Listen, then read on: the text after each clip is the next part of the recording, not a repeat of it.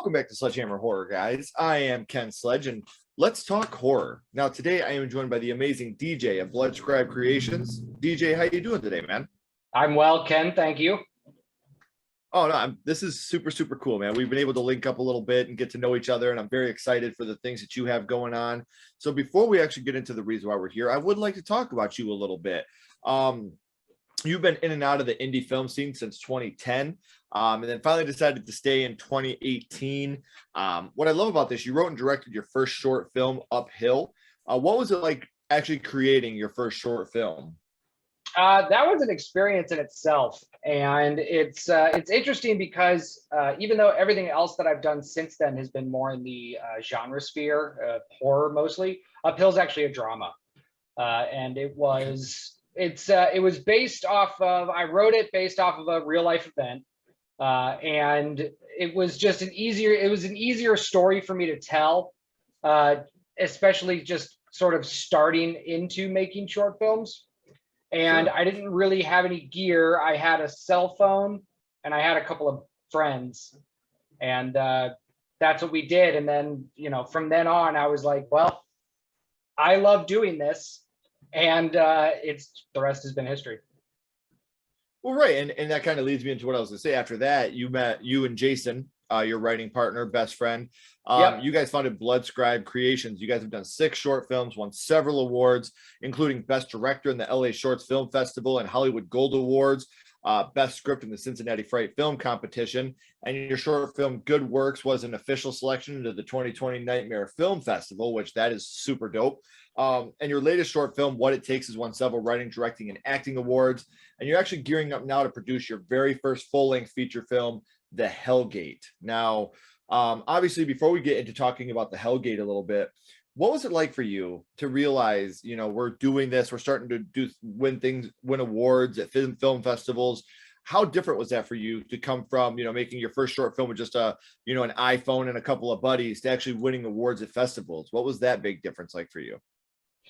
It was very, I think a lot of people say humbling, and that is what it was, because I just had a lot of pride in making those, and the team that I worked with, the crew that I had when we made those. I was just so excited once we were done with it, and they were such fun projects that I wanted to see, what we could do. And I had done a lot of research. I've watched a lot of YouTube when it comes to indie filmmaking and like the festival circuit and all that. And I thought I would sort of try my hand at it. And talk about Jason for a little bit. He's a very accomplished writer, and his stories are very good. And I wanted to show more people that. And I just love being able to direct what he's written. So to answer your question, it's really cool to offer something like that and have it be as accepted and as liked by everybody that we've submitted to. We have a very positive selection rate on Film Freeway right now. And neither short film, we've done our yearly circuit for both of them, so neither of them are in the circuit anymore. But it was really cool to get like those acceptance emails and even some of the awards that we won. It was really awesome to be able to get those, because you never know, and the competition out there, especially for horror, it's a lot. And so to be able to be selected out of all of the offerings, I mean, it really is. It really gives you a boost of confidence. Oh, I'm sure it does. And it actually boosted your confidence up so much that we could talk about The Hellgate a little bit. Obviously, spoiler free, it's in production, but making your first full-length feature has got to be one of the coolest feelings in the world. What decided to give you that push? You know what? Let's go for it. Let's do a full-length feature instead of doing it. And listen, I know making a short is extremely difficult. There's nothing easy about making a short film either, but what gave you the push to be like, you know what, let's do it. Let's make a full-length feature. What just gave you guys that push to just, let's do it? So I'm trying to think of like the That's not just me rambling about a lot of stuff, because it's a lot of things that kind of came together in order to be like, number one, I want to make movies. That's like the number one reason. You know, I got into this not necessarily to make short films. I like making short films, and I like being able to cut my teeth on those, but I want to make feature films. I want to make movies. That's what I want to do. I love doing this. And so number one, it's let's make this movie. And this isn't the first movie that we wanted to make. Jason and I actually have another movie called We Lived that is also in the like cooking process.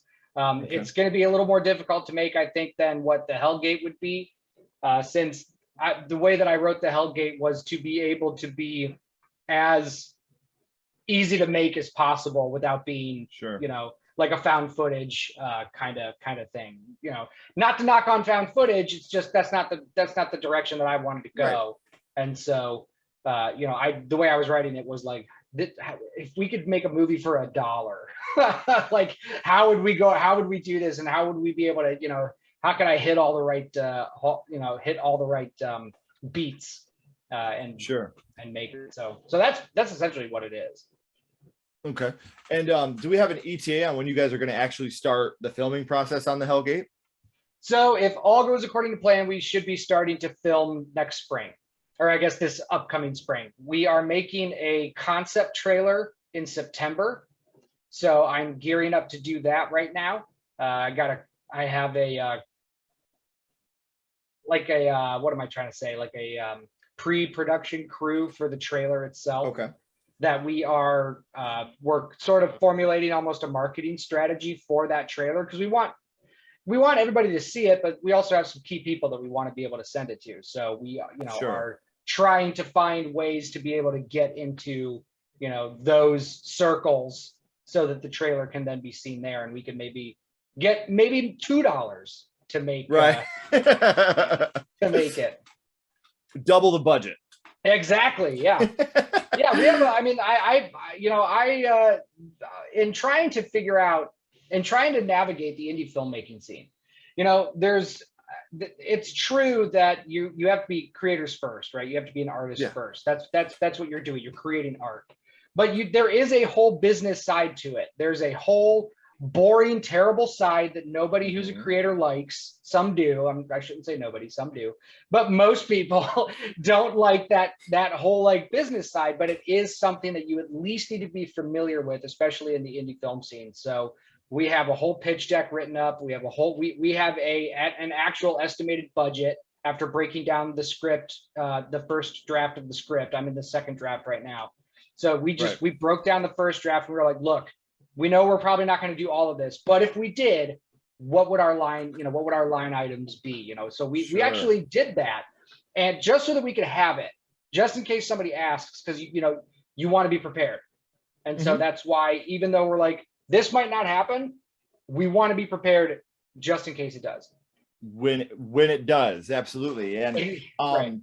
The best part is you guys don't have to wait for me to update you on this, because I have all of their links right down here in the description. So make sure you're giving them a follow on social media, staying up to date on everything they're doing over there at Bloodscribe Creations, because I promise you're going to want to stay up to date and be one of the first ones to catch us when we're ready. So we know what you got going on in the future, DJ, and what you're doing right now.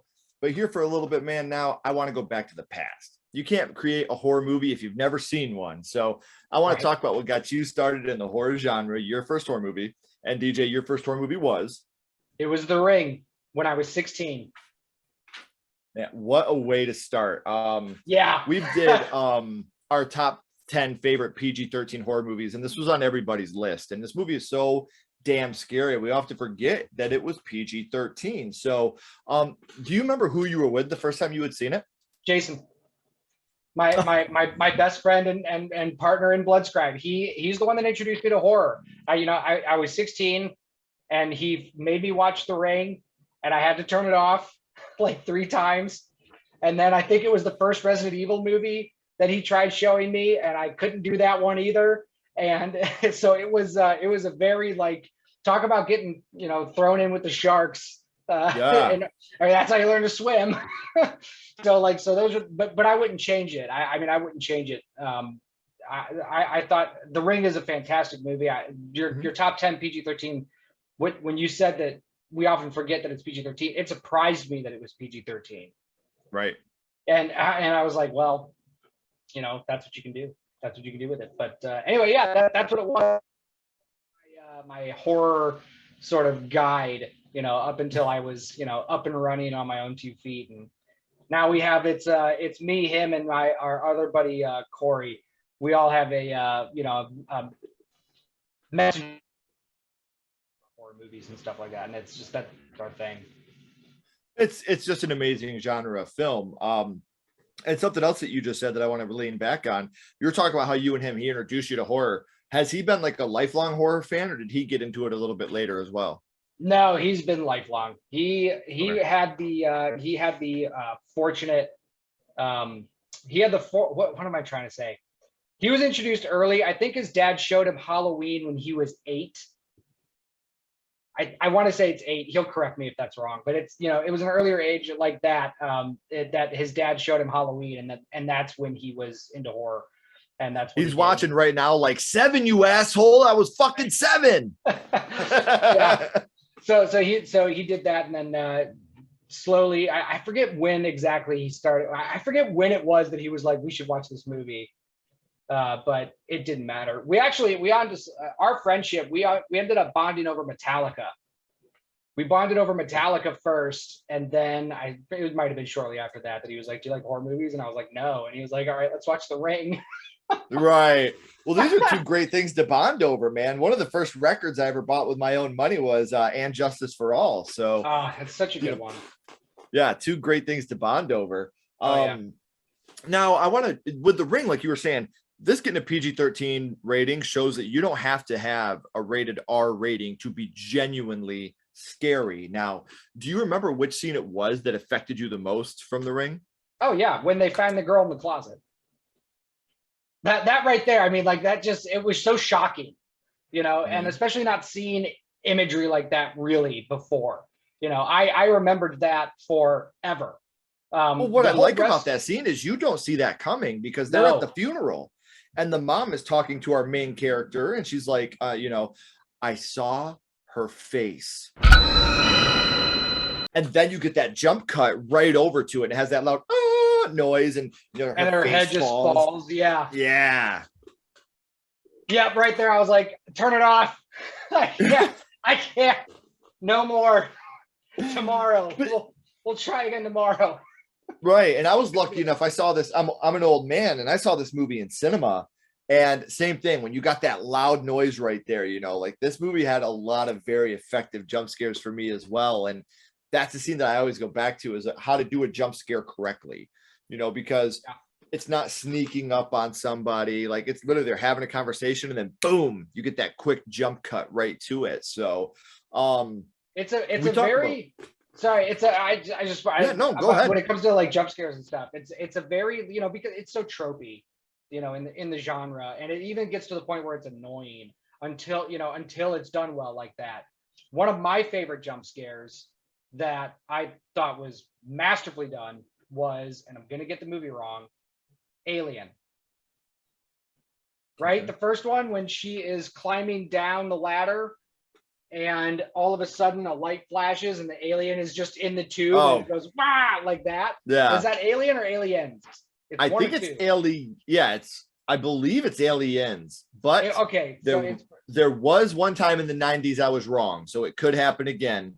Okay. But I'm thinking it was Aliens. It definitely wasn't 3. Rewatch Alien again. So it was 1 right. or 2. Like, yeah, so it was 1 or 2, but like that right there was just like that was such a good. And then in 1408, when the alarm clock goes off.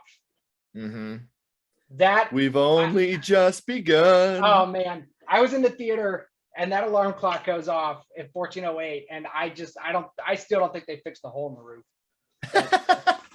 that I put in it from that movie. And PG-13 horror is. Sorry, go ahead. Well, 1408 is such. No, you're fine, man. 1408 is such an underrated movie. Like, I absolutely adore that movie. It's so good, and people forget it was, you know, based off a Stephen King short story. Like, it's such a great film. Mike Flanagan, right? Did Flanagan do that one? I'm gonna Google it. I don't think he did. No, wait, hang on. It was Mike somebody, not Flanagan. Okay. Halfstrom. I'll say I thought that was Michael okay, Mikhail Halfstrom. I'm screwing up his name. I'm an idiot. So the reason why I thought it was Mike Flanagan is because Mike Flanagan is like my horror movie Jesus. He can do no wrong for me. And so I've gotten into that aspect. I've gotten into that headspace where it's like, if it's a movie I like, it's got to be Mike Flanagan. Like, it's got to be Flanagan or Carpenter. Like there's only two horror directors, Flanagan and Carpenter. Like so anyway. But yeah. Flanagan is phenomenal. I'm with you. I don't think there's very much he's done that I wasn't a very, very big fan of. But we talked about which scene from The Ring affected you the most, DJ. But now I'd like to know, what is your favorite scene from The Ring? My favorite scene is, and spoiler alert if you haven't seen The Ring yet, my favorite scene is probably the reveal of her dad, or I should say when he reveals his transgression. I think that's my favorite scene, and the reason for that is a couple. It was kind of a twist that you didn't really see coming, and it's also a very character defining moment, and even for the protagonist. And so I would say that, and then maybe a close second would be the first time you see her crawling out of the TV, just because the effect is so good. Like that was such a cool effect, was her crawling out of the TV. But really that whole reveal for him, which is also another reason why I love horror so much, is that you can tell so many different types of stories through the vehicle of horror. And that's really what I grab onto. And so that's I guess why that's the most memorable scene for me. And he has one of the craziest deaths, when he gets in the bathtub and he turns on the circuit breaker and electrocutes himself in the bathtub. The only little bit of blood really you see in the film from a human is that part. So that part definitely blows your mind. Now, obviously, as horror fans, we talk about the kills. We love the kills. The kills are something that always stick with us. And The Ring has very few and far between kills. But what kill from The Ring would you say is your, I hate saying favorite because it's dark, but which one stuck with you the most from The Ring? This might sound like a cop-out, but the horse. Just because it was so shocking, I think, when I was watching it. And then you just see this horse, lose its mind, fall over the side of the boat. And the whole time you're like, what is going on? And then everybody's just looking over the back, and you just see this red, come out as the ship just, chops it up. And so it's just like, so, and a part of you's like, well, at least it didn't drown. Right. It went with less horrible death. Still horrible, but right. And that is a scene that, because what I love about that scene, with you're talking about imagery and storytelling, when she's looking at the horse, you could faintly see, and it took me a long time to notice this, in the horse's eye, you see the shape of the ring come, and then the horse goes crazy and starts running around and going nuts. And I think that's just, brilliant little things like that in this film that stuck with me. Well, and it keeps you on edge too, being able to see something, because we always presume the thing about animals, and like why it also why I think it's a very weak cop-out when people kill animals in horror movies to create, I don't know, either edginess or suspense. Yeah. Because it's like, it just feels really cheap sometimes. In The Ring, there's multiple reasons for it. Not just somebody like, look how crazy I am, I kill animals, or whatever. There's a reason for it, and it keeps you on edge, and it, raises the stakes because you don't know where she's going. And now this horse just loses its mind. And so it's very effective, and it doesn't feel cheap that way. And you also know that she's on the right track now. Right. Because you always have that wonder of what's happening with her and where's she going and how's it going to turn out. So right now, DJ, in Hollywood, all the rage is the requel, the remake, the sequel. We've had sequels to The Ring. We've had a retelling of The Ring. But would you like to see The Ring remade today? No. Nope. I think if you're going to remake movies, I think you should remake bad movies. Mhm. I don't think you should remake good movies just to try to milk that built-in audience some more, which is what I Sure. think a lot of remakes. And I actually, I've been watching your guys' videos, and I watched the one that you did with Nightmare, with the original Nightmare and the Nightmare remake. And that really just kind of reinforced, what you two were talking about when you were breaking those down and comparing them. It really just kind of enforced why I don't think you should try to remake good movies, because you're never not going to, have the same effect as the first time, Right. And so you're probably not going to do that. But if you do, what are you trying to do? You're trying to make this like a new thing. You're trying to tell a different story, maybe.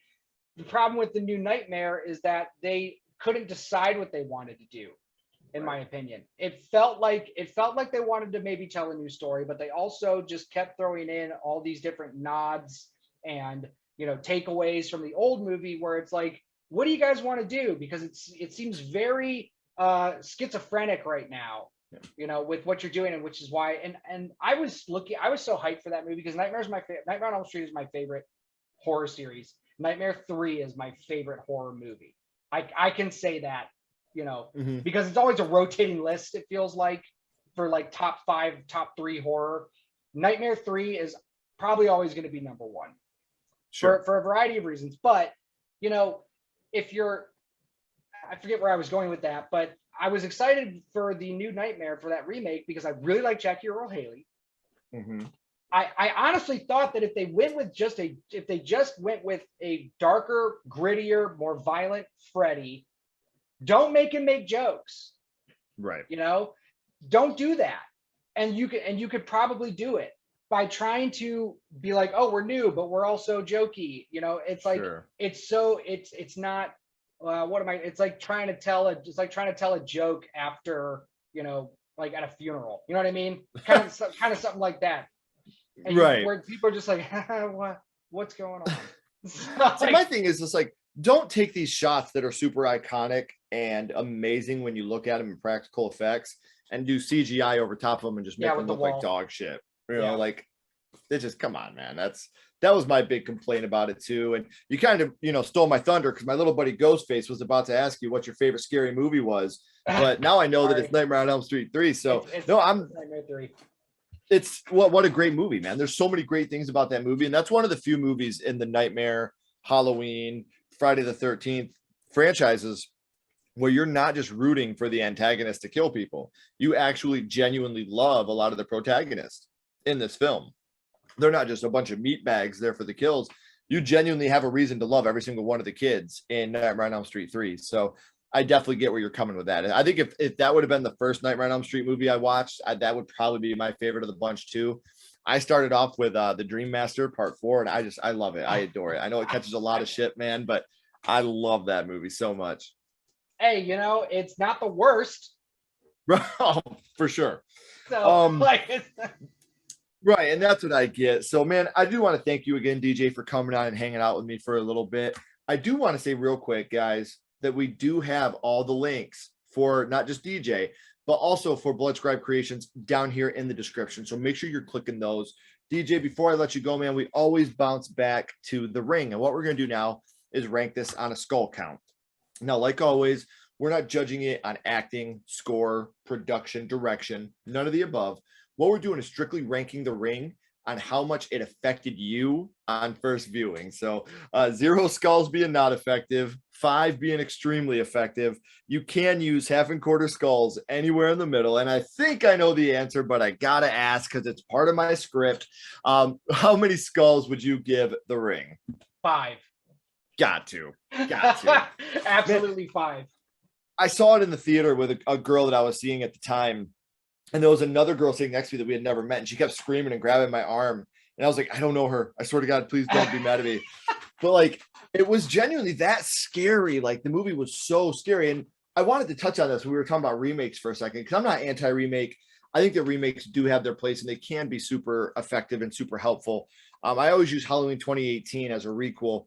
When Halloween 2018 came out, the sales on Halloween 78 jumped like 30%. Like people that had never seen it went back and watched it to kind of get educated on it. So I think that it can help in that way. But with a movie like The Ring, kids these days are gonna be like, what the fuck's a VHS tape? What the fuck are they doing with this thing? You know, and to digitalize it, I don't think would have the same type of effect. We've seen that happen already a couple different times with your unfriended and new friend requests and all that stuff. And it just doesn't work. Even with Rings, you know, the third chapter of The Ring, it goes digital and just not the same effect to me as having that physical videotape in your hand, putting it in and watching it. So I do 100% agree with you there. So, man, I do want to say again, thank you for joining me and coming on. It's been truly an honor to get to know you a little bit better.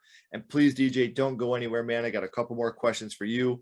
Everybody else, as always, keep talking horror, stay what you are, and we'll see you guys soon.